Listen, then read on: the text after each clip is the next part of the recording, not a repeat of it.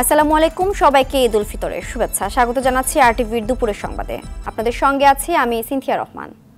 সারা দেশে যথাযোগ্য মর্যাদায় উদযাপিত হচ্ছে মুসলমানদের সবচেয়ে বড় ধর্মীয় উৎসব পবিত্র ঈদ উল ফিতর। ঈদের প্রধান জামাত অনুষ্ঠিত হয়েছে সুপ্রিম কোর্ট প্রাঙ্গণে জাতীয় ঈদগাহে। রাষ্ট্রপতি, প্রধান বিচারপতি সহ হাজারো মানুষ নামাজ আদায় করেন সেখানে। জাতীয় মসজিদ বাইতুল মোকাররমে অনুষ্ঠিত হয় 5টি জামাত। নামাজ শেষে দেশের শান্তি ও সমৃদ্ধি কামনায় দোয়া করেন মুসল্লিরা। খান আলমিনের রিপোর্টে বিস্তারিত।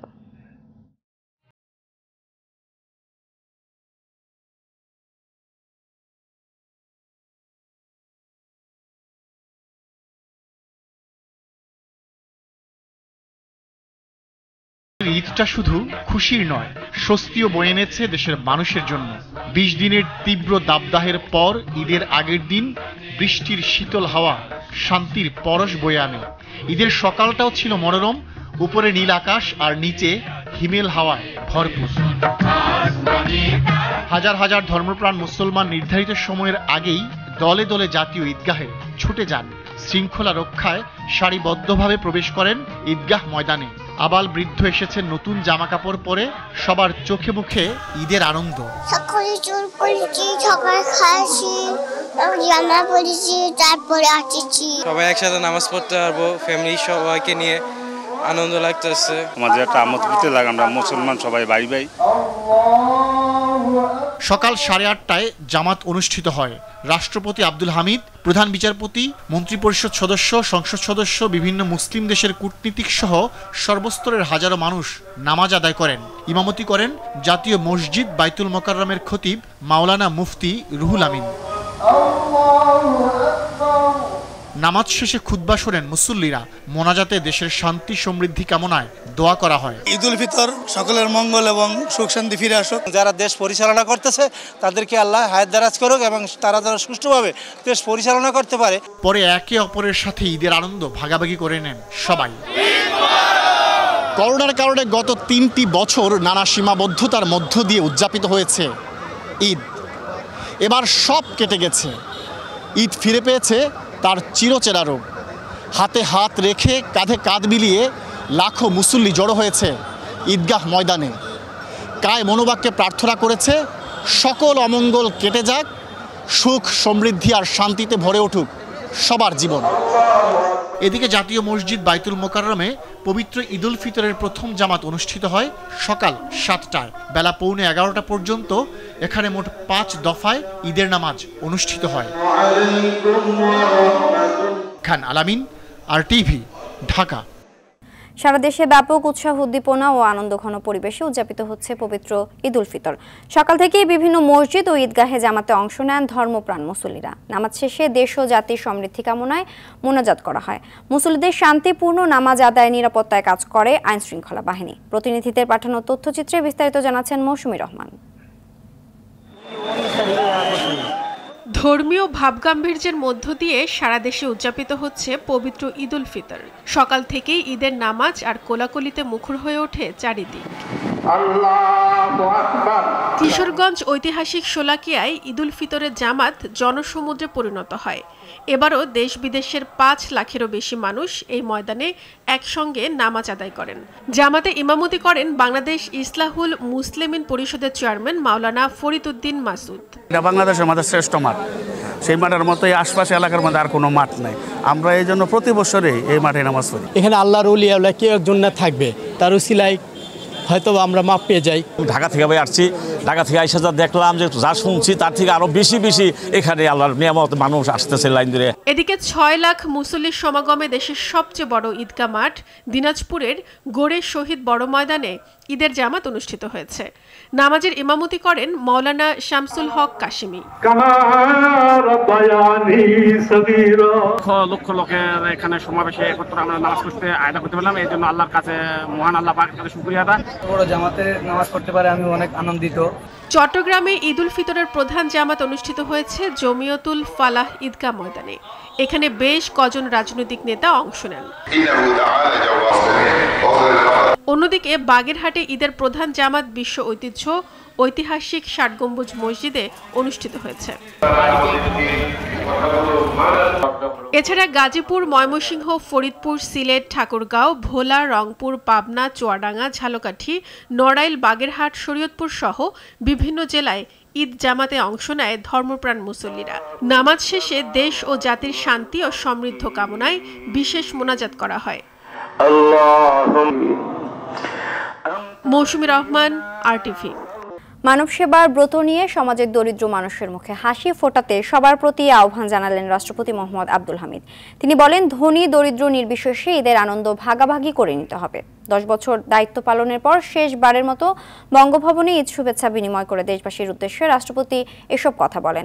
বঙ্গভবনে সকাল 10টা থেকে 11:30 পর্যন্ত বিদেশি কূটনীতিক, রাজনৈতিক দলের নেতাকর্মী, সমাজের বিশিষ্ট ব্যক্তি ও বিভিন্ন শ্রেণী পেশার মানুষের সঙ্গে ঈদের শুভেচ্ছা বিনিময় করেন রাষ্ট্রপতি।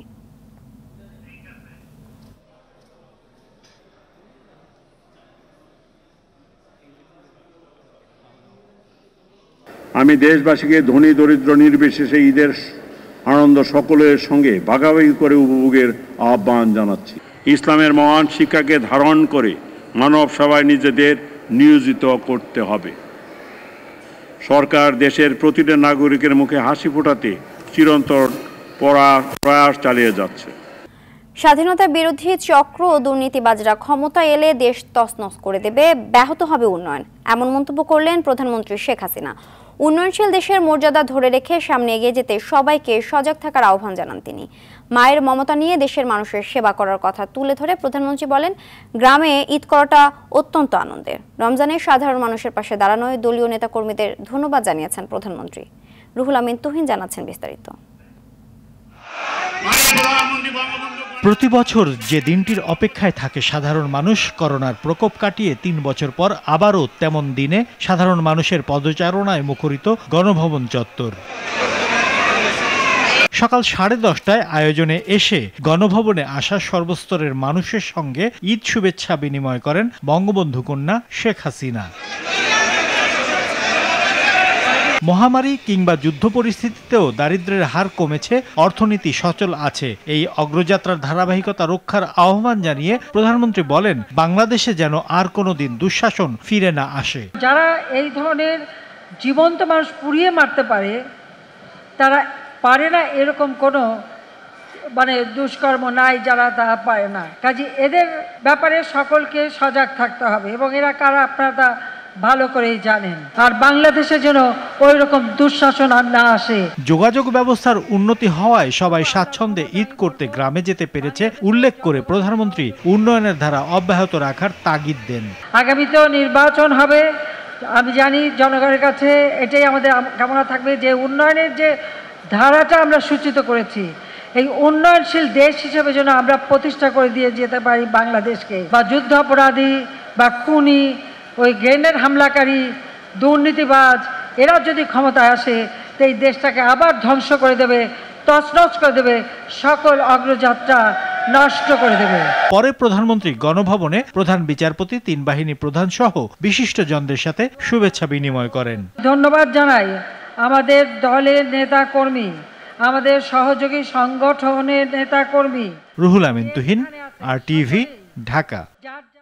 দেশে নীরব দুর্ভিক্ষ চলছে বলে মন্তব্য করে বিএনপি মহাসচিব মির্জা ফখরুল ইসলাম আলমগীর বলেছেন, এবারের ঈদ জনগণের জন্য বেদনাদায়ক। ঈদ উল ফিতর উপলক্ষে নেতাকর্মীদের নিয়ে শেরে বাংলা নগরে বিএনপির প্রতিষ্ঠাতা জিয়াউর রহমানের সমাধিতে শ্রদ্ধা জানানো শেষে কথা বলেন তিনি।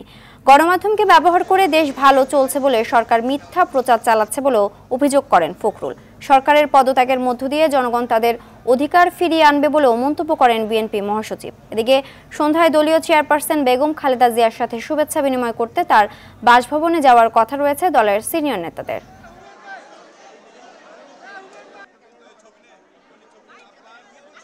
দুর্ভাগ্যক্রমে এই আজকে এবারকার ঈদ ছিল আমাদের জন্য অত্যন্ত বেদনাদায়ক এবং কষ্টকর। প্রকৃতপক্ষে দেশে আজকে একটা নীরব দুর্ভিক্ষ চলছে।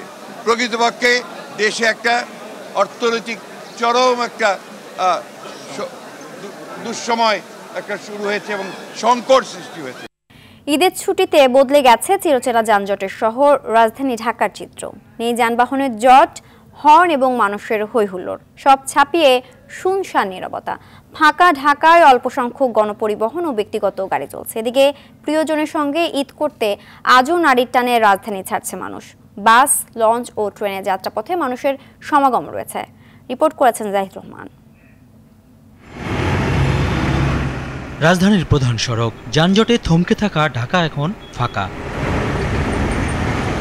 ঈদের নামাজ শেষে ফাঁকা ঢাকায় পরিবার পরিজন অথবা বন্ধুদের সাথে ঘুরতে বেরিয়েছেন অনেকে। স্বাচ্ছন্দ্যে ঘোরাঘুরি করতে পারায় খুশি সবাই। চলাচল করে অনেক শান্তি আছে, ঠিক আছে, অনেক অনেক গুড, অনেক লাখ ভালো লাগতেছে। নামাজ পড়ে বের হলাম, রাস্তাঘাট ফাঁকা, বন্ধু বান্ধবদের সাথে বের হয়েছি। ঢাকা রাস্তা ফাঁকা, বন্ধু বান্ধব মিলে আজকে পবিত্র ঈদ উল ফিতরে আজকে আমরা ঘুরতে এসেছি। এদিকে ঈদের দিনেও রাজধানীর বিভিন্ন টার্মিনালে ভিড় করেন নারীর টানে বাড়ি ফিরতে চাওয়া অনেকেই। চাকরি কিংবা ব্যবসার কাজে যারা ঈদের আগে বাড়ি যেতে পারেননি কিংবা টিকিট পাননি, মূলত তারাই শনিবার ঢাকা ছাড়েন। যশোর যাচ্ছি, আসলে জব করি তো, মা বাবার সাথে ঈদ করার জন্য। ব্যবসা করি তো যাইতে পারছিলাম না, এই জন্য এখন যাচ্ছি। শিপমেন্টের কারণে আর কি ছুটিটা আসলে পিছানো হয়েছে। ফাঁকা রাস্তায় ঝামেলা ছাড়াই স্বস্তিতে বাড়ি ফিরতে পেরে খুশি যাত্রীরা। জাহিদ রহমান, RTV, ঢাকা। দর্শক, ঈদ উদযাপন এবং পর্যটক সমাগমের খবর জানাতে রাঙামাটি থেকে সরাসরি যোগ দিচ্ছেন সহকর্মী ইয়াসিন রানা সোহেল। আর রানা, ঈদ ঘিরে পর্যটক সমাগম কেমন দেখছেন? এছাড়া ঈদ উপলক্ষে প্রশাসন কি ধরনের প্রস্তুতি নিয়েছে?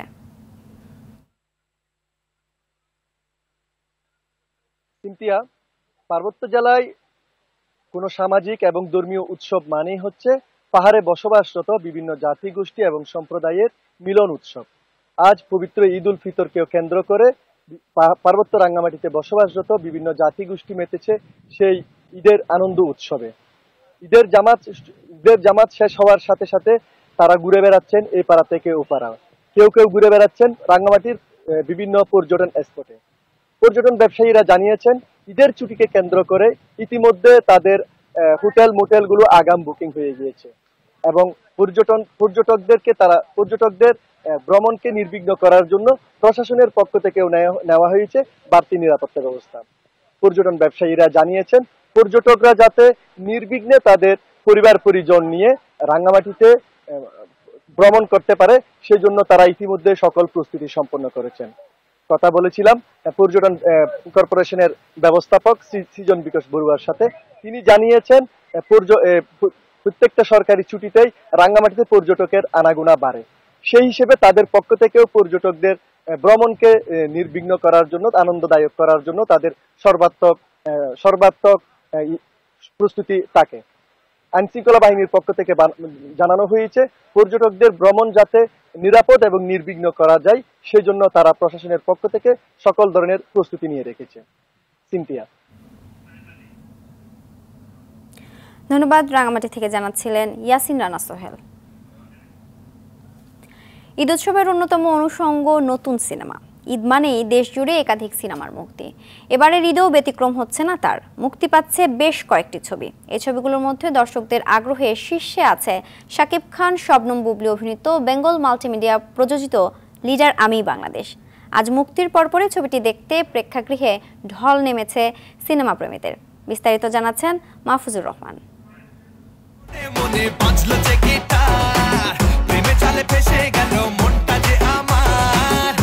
ঢালিউড আর শাকিব খান যেন সমর্থক।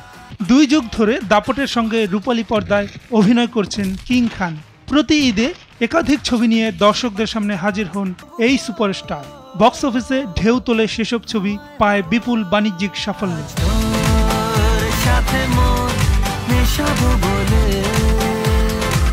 এবারের ঈদে দেশের শীর্ষ নায়ক শাকিব খানের মাত্র একটি ছবি মুক্তি পাচ্ছে। তপু খান পরিচালিত লিডার আমি বাংলাদেশ নামের এই ছবিটিকে ঘিরে আগে থেকেই ছিল আলোচনা। টিজার প্রকাশের পর থেকে ভক্তদের মধ্যে পড়ে ব্যাপক সাড়া।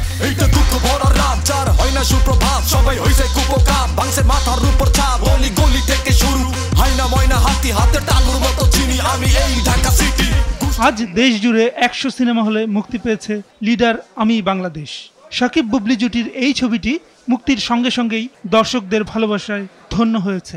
সিনেমা হলগুলোতে লিডার আমি বাংলাদেশ দেখতে ঢল নেমেছে দর্শকদের। শাকিব খানের বিশেষ করে ঈদের সিনেমাটা আমাদেরকে একটু একটু উল্লাস একটু বাড়ায় দেয় আর কি সিনেমাটা দেখার জন্য। ছবিটা অনেক ভালো ভাই, ছবিটা ভালো লাগছে দেখতে আইছি ভাই। লিডারটা চলতেছে তো ওই উদ্দেশ্যে আর কি দেখতে আসছে, ভালোই লাগে এই জায়গার ছবি আর কি, তাই দেখতে আসি সবাই। দর্শকরা বলছেন দীর্ঘদিন পর একটি পূর্ণাঙ্গ বিনোদনমূলক ছবি দেখতে পেয়েছেন তারা। একই সঙ্গে ছবি থেকে পেয়েছেন সামাজিক বার্তা। দর্শকদের ঈদের আনন্দকে আরো বাড়িয়ে দিয়েছে লিডার আমি বাংলাদেশ, এমনটাই বলছেন সিনেমা প্রেমীরা। ওনার ছবি তোমার কথা না, ওনার ছবি ছাড়া ছবি দেই না।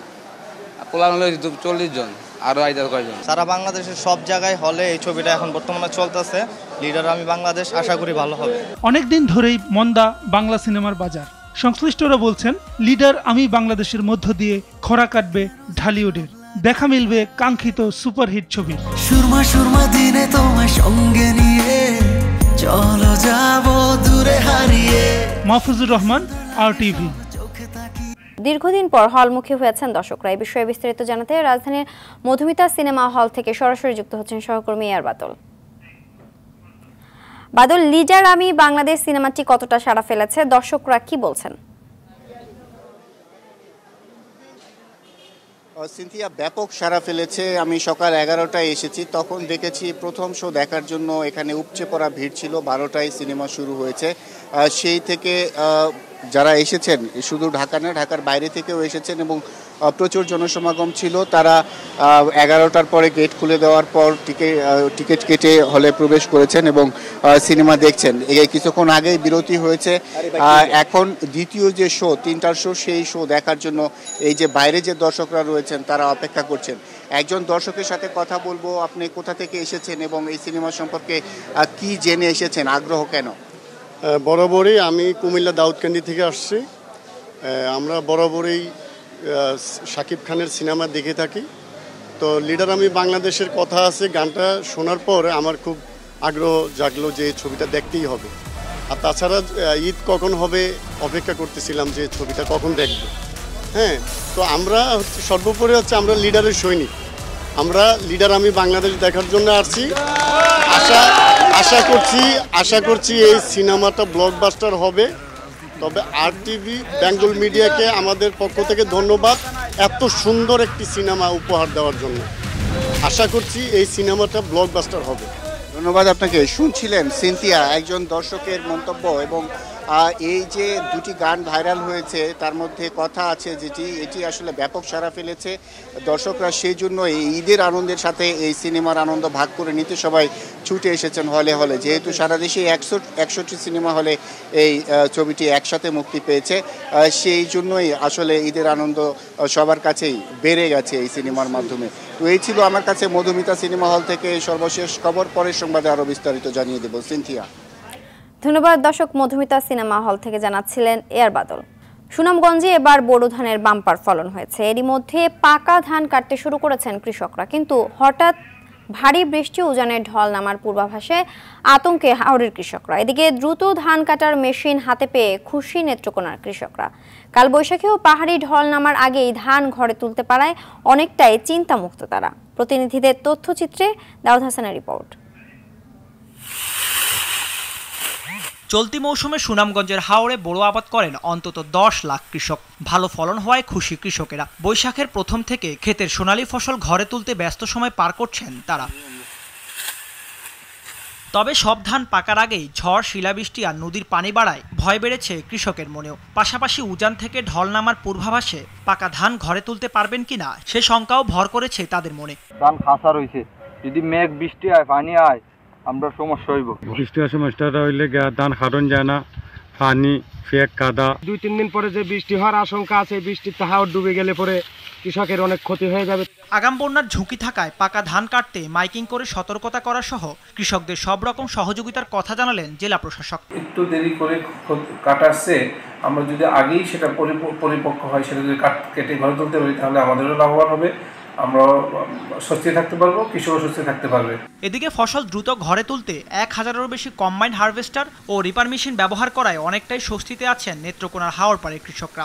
কৃষকদের 80% ধান পাকলেই কাটার নির্দেশনা দেওয়ার কথা জানালেন জেলা কৃষি সম্প্রসারণ অধিদপ্তর। এবছর ভালো ফসল হয়েছে, 7-8 মণ ধরে ধান হইব, আল্লাহ কাটালে কাটতাছি। সার মাটি ভালো করে দেওয়া হয়েছে, ফসল মারি গেছে না, বৃষ্টি অনে ফসল খুব ভালো হয়েছে। কোনো প্রাকৃতিক দুর্যোগের দ্বারা যাতে ক্ষতিগ্রস্ত না হয় আমরা কৃষকদেরকে পরামর্শ দিচ্ছি যে শতকরা 80% ধান পাকলেই তারা যাতে কেটে ফেলেন। এবার সুনামগঞ্জে প্রায় 2,23,000 হেক্টর বোরো ধানের আবাদ হয়েছে, আর নেত্রকোনায় বোরো আবাদ হয়েছে প্রায় 1,84,735 হেক্টর জমিতে। দাউদ হাসান, RTV। দর্শক, হাওড়ে ধান কাটার বিষয়ে জানাতে সুনামগঞ্জ থেকে সরাসরি যোগ দিচ্ছেন সহকর্মী শহীদ নূর আহমেদ। নূর, কি পরিমাণ ধান কাটা শেষ হয়েছে? দ্রুত ধান কাটতে জেলা প্রশাসন কি ধরনের সহায়তা করছে? সিনথিয়া, ধন্যবাদ আপনাকে। প্রথমেই জানিয়ে রাখি পবিত্র ঈদ উল ফিতরের শুভেচ্ছা, ঈদ মোবারক। একটু জানিয়ে রাখি, এখন পর্যন্ত আমি কিন্তু হাওড়ে আছি।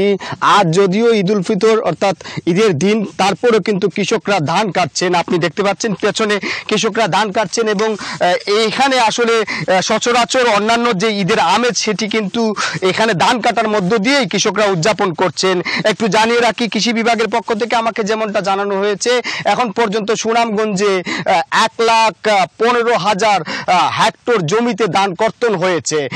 তারা বলছেন যে 1000 হারভেস্টার এবং জেলা এবং জেলার বাহিরের অনেক শ্রমিক ধান কর্তন করছে। যদিও একটি আগাম বন্যার পূর্বাভাস রয়েছে। আমি কথা বলেছিলাম সিলেটের আবহাওয়াবিদ সজীব হোসেনের সাথে, তিনি আমাকে যেমনটা জানিয়েছেন আজ অর্থাৎ আজ এবং আগামীকাল একটি সম্ভাবনা রয়েছে যে এই সিলেট সুনামগঞ্জ এলাকায় কালবৈশাখী ঝড়, শিলাবৃষ্টি এবং অন্যান্য যে প্রতিকূল আবহাওয়া আছে সেটি তিনি বলছেন। তবে এই যে আবহাওয়ার পূর্বাভাসে কিন্তু কৃষকদের মধ্যে একটি শঙ্কা বিরাজ করছে, তারা ধান কাটছেন। পাশাপাশি গতকাল রাতে কিন্তু সুনামগঞ্জে বেশ কয়েকটি জায়গাতে শিলাবৃষ্টি হয়েছে, এর ফলে অনেক ধানও ক্ষতিগ্রস্ত হয়েছে বলে জানিয়েছেন কৃষকরা বলছেন যদি তারা ধান কাটতে পারে নির্বিঘ্নে, তাহলে এবারের ঈদটা তাদের কাছে অন্যরকম হবে।